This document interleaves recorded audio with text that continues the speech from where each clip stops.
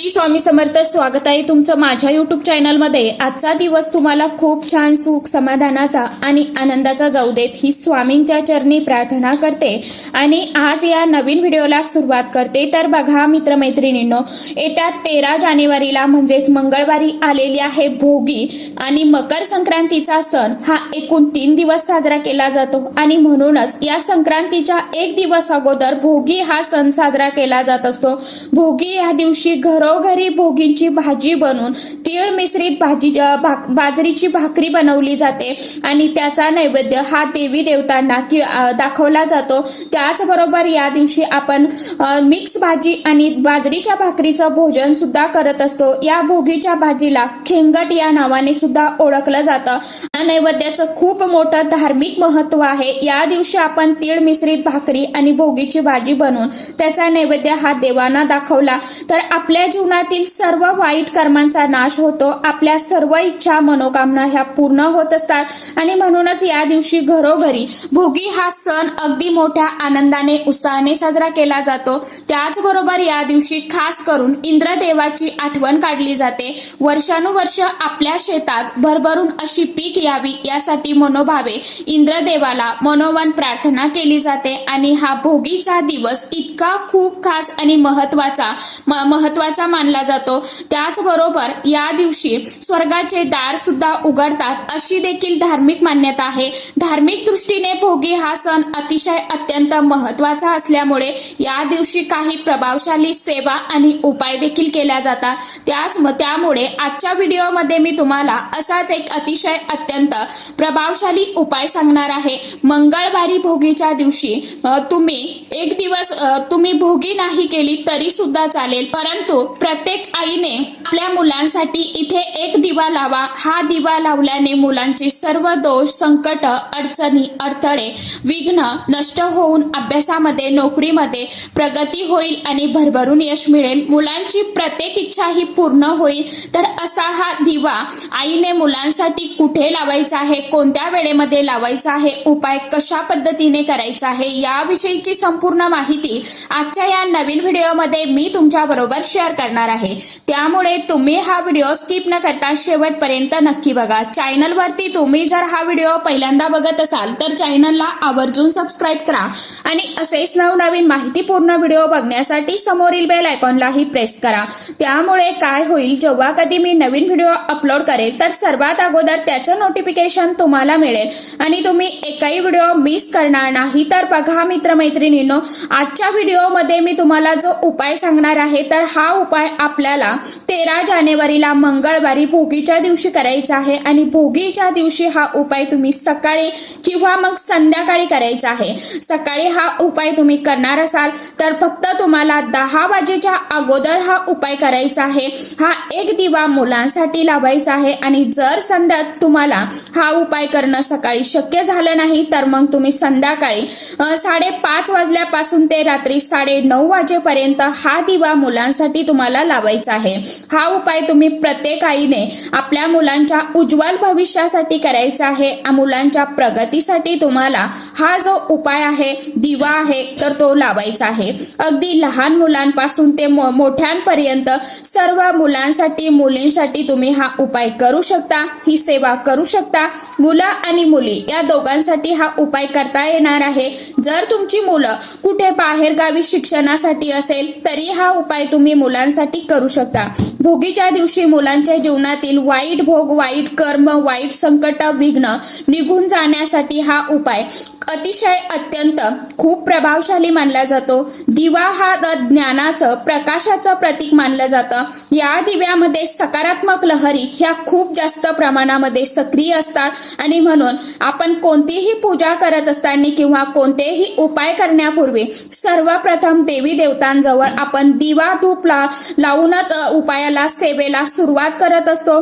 यानंतरच आपण उपाय करत असतो किंवा सेवा करत असतो की जेणेकरून आपली जी काही काही छोटी मोठी सेवा आहे, उपाय आहे, तर ती देवापर्यंत आपली भक्ती पोहोचवण्याचं काम जे आहे ना, तर तो दिवा करत असतो. म्हणूनच म्हटलं जातं की अग्निदेवतेच्या साक्षीने केलेली सेवा जी आहे तर ती भगवंतापर्यंत लवकर पोहोचते. दिव्यामध्ये सकारात्मक लहरी जितक्या जास्त असतात तितक्या सकारात्मक लहरी आपल्या मुलांच्या आयुष्यामध्ये याव्या यासाठी आपण हा जो उपाय आहे ना तर तो भोगीच्या दिवशी करणार आहोत. जो उपाय मी तुमच्या बरोबर शेअर करणार आहे तर हा उपाय फक्त वर्षातून एकदाच करता येतो, म्हणजेच भोगीच्या दिवशी. जर तुमच्या घरातील लहान मुलं सतत तुम्हाला त्रास देत असतील, म्हणजेच काय चिडचिड हट्टीपणा करत असतील, सांगितलेली कोणती गोष्ट ऐकत नसेल, लहान मुलं आहेत सतत किरकिर करतात, किंवा मोठी मुलं आहेत शिक्षणामध्ये त्यांना यश मिळत नाही, मुलांना अभ्यास करावासा वाटत नाही, किंवा मोठी मुलं आहेत शिकलेली आहेत परंतु मनासारखा जॉब जो आहे तर तो मिळत नाही, किंवा लग्नाच्या वयाचे मुलं मुली आहेत त्यांचा विवाह योग जुळून येत नाही, किंवा काही मुलांना वाईट व्यसन लागलेलं असेल, किंवा तुमच्या मुलांना आत्मविश्वास नसेल. बऱ्याच वेळा मुलं खूप हुशार असतात परंतु जो आत्मविश्वास आहे ना तर तो मुलांच्या आतमध्ये असायला हवा. तो आत्मविश्वास जर तुमच्या मुलांमध्ये नसेल, किंवा तुमच्या मुलांना सतत एखाद्या गोष्टीची भीती जी आहे तर ती वाटत असेल, तर हा जो दिवा आहे तर तुम्ही भोगीच्या दिवशी नक्की लावून बघा. सांगितल्याप्रमाणे हा दिवा तुम्ही भोगीच्या दिवशी सकाळी किंवा मग संध्याकाळी लावायचा आहे. सकाळी 9:30 10च्या आत दिवा लावायचा आहे, किंवा मग संध्याकाळी 5:30 वाजल्यापासून तुम्ही रात्री 9:30 वाजेपर्यंत हा दिवा जास्तीत जास्त लावण्याचा प्रयत्न करायचा आहे. कारण की या वेळेमध्ये सकारात्मक लहरी ज्या आहेत ना तर ह्या खूप जास्त प्रमाणामध्ये ऍक्टिव्ह झालेल्या असतात. म्हणून आपण सुद्धा देवघरामध्ये देवी देवतांचं पूजन सकाळी किंवा संध्याकाळी करत असतो, म्हणून उपाय देखील आपल्याला त्याच वेळेमध्ये करायचा आहे. आता हा उपाय करण्यासाठी तुम्हाला भोगीच्या दिवशी सकाळी लवकर उठायचं आहे, स्वच्छ स्नान करायचं आहे, आणि या दिवशी प्रत्येकाने अभंग स्नान करायचं असतं. प्रत्येकाने आंघोळीच्या पाण्यामध्ये चिमूटभर हळद आणि पांढरे तीळ टाकून तुम्हाला स्नान करायचं आहे. मुलांना सुद्धा आंघोळ घालताना या 2 वस्तू आवर्जून टाकायच्या आणि त्या पाण्याने आंघोळ घालायची. याचं धार्मिक महत्व सुद्धा आहे आणि वैज्ञानिक दृष्ट्या सुद्धा याला खूप महत्व सांगितलं गेलं आहे. तीळ जे असतात तर ते दारिद्र्य नाशक मानले जातात. तीळ टाकून स्नान केल्याने आपल्यामधील वाईट कर्म, वाईट भोग, नकारात्मक ऊर्जा ही दूर होते. आपलं शरीर, मन, आत्मा शुद्ध आणि पवित्र होत असतो. म्हणून प्रत्येकाने या दिवशी या 2 वस्तू आंघोळीच्या पाण्यामध्ये टाकून स्नान करायचं आहे. अगदी लहान मुलांपासून ते मोठ्यांपर्यंत सर्वांनी स्नान करायचं आहे. आता स्वच्छ स्नान करून झाल्यावरती सर्वात अगोदर तुम्हाला सूर्यदेवांना जल अर्पण करायचं आहे. भोगी, संक्रांत आणि किंक्रांत या 3 दिवशी तुम्हाला सूर्यदेवांना जल अर्पण करायचं आहे. कारण सूर्याचं स्थान हे आपल्या आयुष्यामध्ये खूप मोठं आहे. सूर्यदेव जर नसते तर पृथ्वीवरती सगळीकडे अंधारच अंधार असता, उजेड कधी झालाच नसता. आणि आपण संक्रांतीला खास करून भगवान सूर्यदेवाची पूजा करत असतो. म्हणून तुम्हाला सर्वप्रथम स्वच्छ स्नान केलं की लगेच सूर्यदेवांना अर्घ्य अर्पण करायचं आहे. अर्घ्य अर्पण करताना तुम्हाला त्यामध्ये थोडंसे 1 लोटा भरून पाणी घ्यायचं आहे. थोडेसे तीळ जे आहेत तर ते टाकायचं आहे. थोडंसं कुंकू टाकायचं आहे. एक लाल रंगाचं फूल तुम्हाला त्या पाण्यामध्ये टाकायचं आहे. आणि आपल्याला हे पाणी जे आहे तर ते सूर्यदेवांना अर्पण करायचं आहे. हळदी कुंकू आपल्याला सूर्यदेवांना अर्पण करायचं. पाणी अर्पण करून झाल्यावरती धूप दीप लावून आपल्याला सूर्यदेवांना ओवाळून घ्यायचं, मनोमन नमस्कार करायचा आणि यानंतरसाठी हा उपाय करायचा आहे. किंवा मग संध्याकाळी हा उपाय करणार असेल तर संध्याकाळी सुद्धा तुम्हाला सर्वप्रथम देवघरामध्ये दिवा लावायचा आहे. मुख्य प्रवेशद्वारावरती दिवा लावायचा आणि यानंतर हा उपाय तुम्हाला करायचा आहे. आता हा उपाय करण्यासाठी तुम्हाला एक कणकेचा दिवा जो आहे तर तो तयार करून घ्यायचा आहे. थोडंसं कणिक तुम्हाला मळायचं आहे आणि त्या कणकेचा तुम्हाला एक दिवा जो आहे तर तो बनवून घ्यायचा. कणकेचा दिवा तुम्ही घेण्याचा जास्तीत जास्त प्रयत्न करा. कणकेचा दिवा नाहीच शक्य झालं तर मग तुम्ही मातीची पंती जी आहे तर ती देखील घेऊ शकता।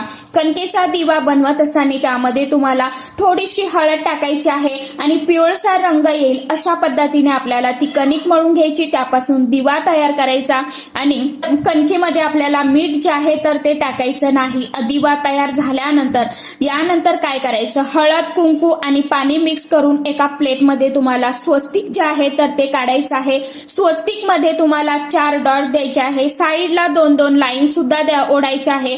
स्वस्तिक वरती बरोबर मधोमध तुम्हाला अगदी चिमूटभर पांढरे तीळ जे आहे तर ते ठेवायचे आहे।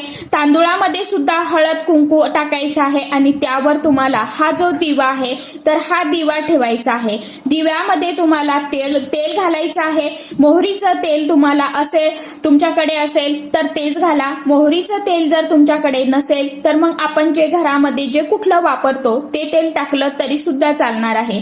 त्या दिव्यामध्ये तुम्हाला घालायचं आहे। यानंतर दुहेरी कापसाची वात जी आहे ना तर ती वात तुम्हाला घ्यायची आणि त्या वातीला थोडंसं हळदी कुंकू तुम्हाला लावायचं, अर्थातच ती लाल पिवळी करायची। आणि किंवा तुमच्याकडे जर कलाव्याची रील असेल, कलावा म्हणजे रोली मौली पचरंगी धागा जो असतो तर तो तुम्हाला घ्यायचा आहे। कलाव्याचा धागा असेल त्याला आपण रक्षासूत्र या नावाने सुद्धा ओळखत असतो, तर त्याची वात सुद्धा तुम्ही त्या दिव्यामध्ये टाकू शकता। रक्षासूत्राची वात असेल तर अतिशय उत्तम, यामुळे आपल्या मुलांची रक्षा होत असते आणि म्हणून रक्षासूत्राचा धागा असेल तर तो लावा, नसेल तर मग वातीला थोडंसं लाल पिवळं करून घ्या आणि त्या दिव्यामध्ये टाका। यानंतर हा दिवा तुम्हाला तुमच्या देवघरामध्ये ठेवून प्रज्वलित करायचा आणि त्या दिव्यामध्ये तुम्हाला थोडेसे पांढरे तीळ जे आहे ना तर ते टाकायचे आहे। 5 काळी मिरी जी आहे मसाल्यामधली तर ती टाकायची आहे। काळी मिरी आपण स्वयंपाकघरात वापरतो तेच काळे 5 मिरी तुम्हाला त्या दिव्यामध्ये टाकायचे। यानंतर दिव्याला हळदी कुंकू लावायचं, अक्षदा फूल अर्पण करायचं आहे, धूप ओवाळून घ्यायचा आणि यानंतर हा दिवा तुम्हाला तुमच्या मुलांवरून ओवाळून घ्यायचा। ज्या प्रकारे आपण मुलांचं औक्षण करतो ना तसंच तुम्हाला मुलांच्या कपाळावरती गंध लावून हा जो दिवा आहे तर हा दिवा मुलांवरून ओवाळून घ्यायचा आणि पुन्हा आपल्या देवघरामध्ये तुम्हाला हा जो दिवा आहे तर हा दिवा ठेवून द्यायचा आणि यानंतर तिथेच तुमच्या देवघरासमोर बसून तुम्हाला एक वेळा हनुमान चालीसा पठण करायचे आहे।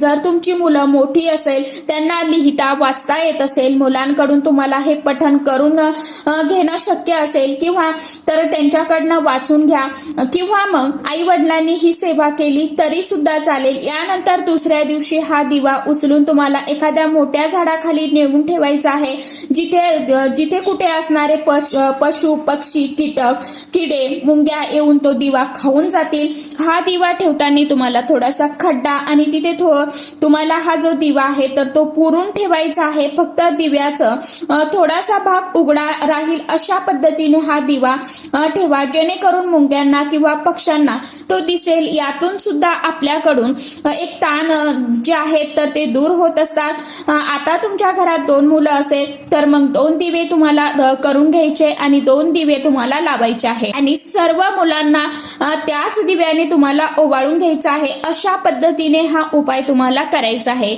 आता मुलं बाहेरगावी शिक्षणासाठी असतील तर मग तुम्ही काय करू शकता, आता जर तुमच्याकडे मुलांचा फोटो असेल तर फोटोवरून तुम्हाला दिवा ओवाळून घ्यायचा आणि किंवा व्हिडिओ कॉल करून तुम्ही मुलांसाठी हा उपाय करू शकता।